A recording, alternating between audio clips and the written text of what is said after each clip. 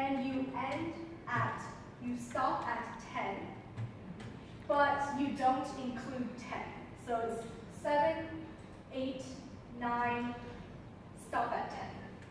Good? Okay. Interval, you can change the step. And so here, we start at 5, and we stop at 11.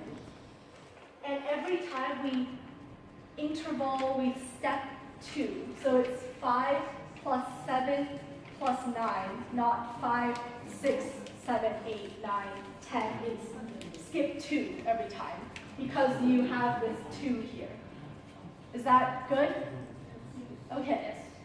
So last thing, you can also go backward. So this is always going up. We can also go down by using -1 or any negative number. And we start at 10